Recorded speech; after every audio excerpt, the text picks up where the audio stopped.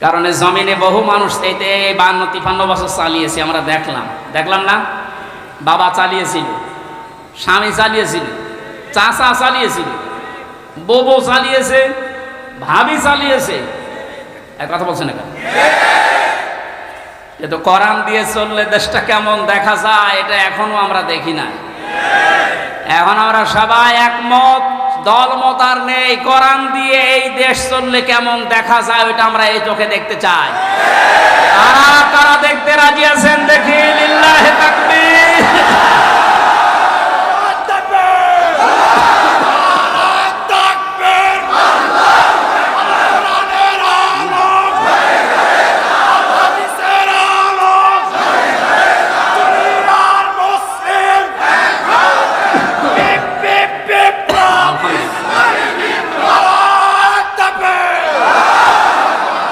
এজন্য কোরআনের খাদেম আমরা যারা এখানে বসে আছি আমাদের কোনো টেনশন নেই। কায়েম হলেও এদেশে ভালো, না হলেও আমার কোনো লস নেই। আমার বেতন আছে বিকাল 5টায়, তার নাম জান্নাত, ওটা আল্লাহ আমাকে দেবে।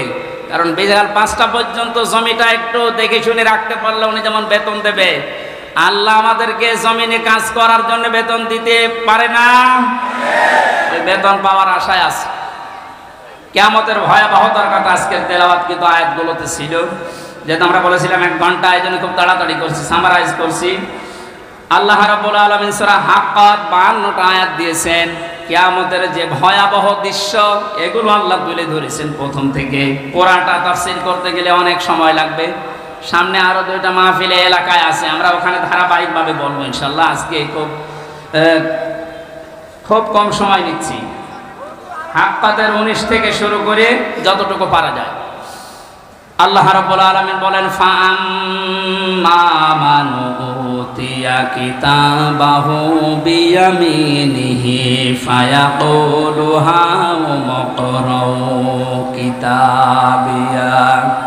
কিছু তথ্য আছে, নতুন আলেমরা যারা, জ্ঞানী মানুষ যারা, ভালো করে শুনবেন।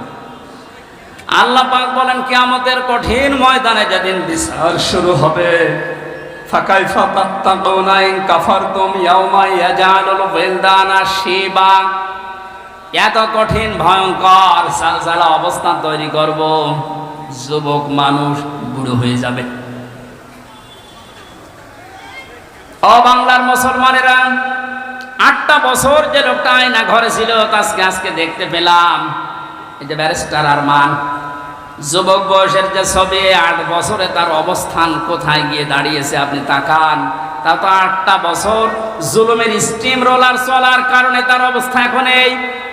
অথচ আল্লাহ জানিয়েছেন কিয়ামতে এমন ভয়াবহ অবস্থা তৈরি করব, দৃশ্য দেখেই মানুষ সঙ্গে সঙ্গে যুবক মানুষ বুড়ো হয়ে যাবে। ওনার বুড়ো হতে সময় লেগেছে 8 বছর, কিয়ামতে আমার বুড়ো হতে সময় লাগবে কয়দিন?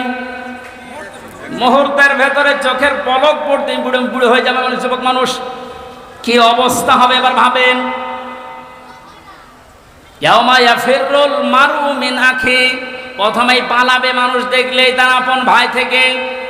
ওয়া উম্মিহি ওয়া আবি, তার মায়ের কাছ থেকে, বাবার কাছ থেকে। ওয়া ফাসিলাতিহি আল্লাতী তুবি, আল্লাহ পাক বলেন তার জ্ঞাতি গোষ্ঠী, তাকে যারা আশ্রয় দিত, এই মানুষগুলো পালাতে থাকবে। ও দুনিয়ার মানুষেরা, পৃথিবীতে আমরা বিপদে পড়লে, হামলা মামলার শিকার হলে আগে ভাই আগিয়ে আসে, বাবা আসে, বংশের লোক আসে, জ্ঞাতি গোষ্ঠী যে দল করি ওই দলের লোক আসে। আল্লাহ পয়েন্ট আকারে ওগুলো আগে দিয়েছেন যে এইগুলো আগে পালাবে। একটা বারের জন্য আপনার বিবেকে নাড়া দেয় না যে এইগুলো যদি পালায়। যারা ধোকা দিয়ে অনেককে 15 বছর বোকা বানিয়ে রেখেছিল, পীরের নামে হাজার হাজার লক্ষ লক্ষ ভণ্ড বেরিয়ে, যে কোনো চিন্তা নেই আমরা আছি, ওরা আগে পালাবে। আমরা বিবেককে একটু রায় দেয় না যে মা যদি পালায়, বাবা যদি বলে না আমি বিয়ে করিনি, সন্তান পাবো কোথায়? আমার তো এই আয়াত পড়ার পর বিশ্বাস হয় লক্ষ কোটি পীরেরা বলবে আল্লাহ দুনিয়া আমি পীর ছিলাম, মুরিদ পাবো কোথায়? এই জন্য কোনো ভণ্ডের উপরে আশা আকাঙ্ক্ষা ভরসা না করে নিজের কাজের দিকে ভরসা করেন। আল্লাহ বলেন তোকে পড়তে দেব, পড়, ধরে আমল নামাটা পড়। ফায়াকুলু হাউ মুকরাউ কিতাবিয়া, ইন্নী জানানতু আন্নী মুলাকিন হিসাবিয়া।